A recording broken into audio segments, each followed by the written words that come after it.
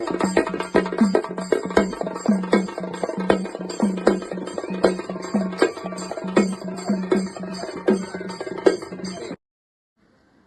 आपण आता वीर व्हिडिओ या गटामध्ये आपण गणामध्ये आता आपण पाहतात माय मराठी न्यूज चॅनल.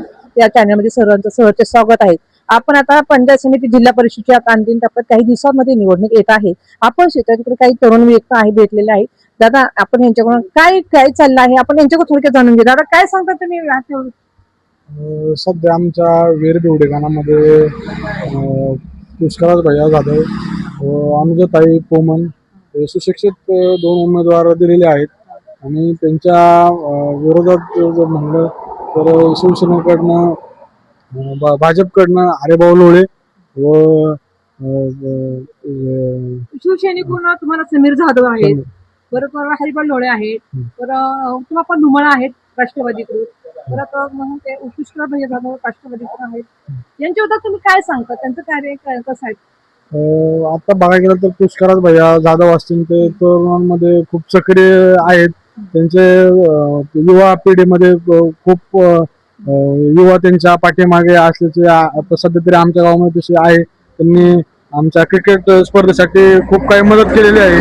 आमच्याकडं कामांची रस्त्यांची त्यांनी खूप आढावा घेऊन मदत केलेली आहे आमच्या काही कामांसाठी त्यांनी. त्यामुळे पुष्कराज भैया जाधव हे सुशिक्षित व योग्यरित्या युवकांच्या मागे आहेत व योग्य उमेदवार असे आहेत आमच्यासाठी, म्हणून आम्ही पुष्कराज भैया जाधव यांच्या मागे आहे. सध्या निवडणूक आता आले, त्यांच्या तुमचा विश्वास आहे का? पुष्कराज जाधव तुमचा विश्वास आहे का त्यांच्यावर? हो, आमचा पुष्कराज भैया जाधव यांच्यावरती विश्वास आहे व अनुजाताई पोमन आहेत, त्या पण सुशिक्षित उमेदवार आम्हाला दिलेले आहेत दादांनी, त्यामुळं आम्हाला त्या योग्यरित्या वाटतात. त्या व्यक्तीला तुम्ही कशामुळे ओळखता? त्यांची सध्या महिलांमध्ये म्हणा किंवा तरुणांमध्ये खूप मोठ्या प्रमाणात म्हणजे ते सक्रिय असतात प्रत्येक कामामध्ये आणि त्यांचं योगदान पण या वीर बिवडे गटामध्ये मोठंसं आहे. त्यांची कामं पण आमच्या वीर बिवडे गटामध्ये खूप काही मोठ्या प्रमाणात केलेले आहेत. जाधव हा तरुणांसाठी व्यक्ती कसा आहे?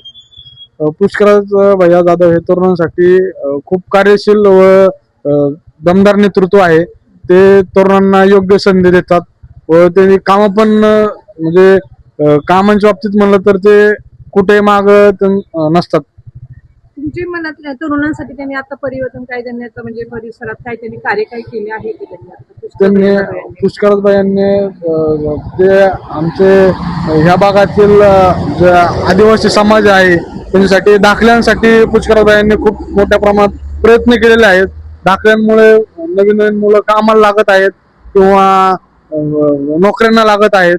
गरज आणि शिक्षण किंवा नोकरीसाठी त्यांनी काय मदत केली आहे? नोकऱ्यांसाठी पुष्कराज भैया आता सध्या या भागामध्ये मुलांना MIDC मध्ये नोकरी असेल, कंपनीमध्ये नोकरी असेल, पुष्कराज भैया स्वतः पुढाकार घेऊन मुलांना कॉन्टॅक्ट करून नोकऱ्यांना संधी देत आहेत बाहेर. कसा वाटतं तुम्हाला? उमेदवार म्हणून काय वाटतं त्याच्या संदर्भात? तरुण म्हणून तर उमेदवार म्हणून तर पुष्कराज भैया एकदम चांगला आहे आणि युवकांचं दोन गोष्टी त्यांना म्हणजे समजतात आणि एक घरातल्यागत त्यांच्या बरोबर आम्ही बोलू शकतो काही गोष्टी. तुमचा विश्वास त्यांच्यावर आहे? हो हो होय, आमचा विश्वास आहे त्यांच्यावर. म्हणजे तुमचा कल आता कोणाकडे आहे काय सांगता गावाचं?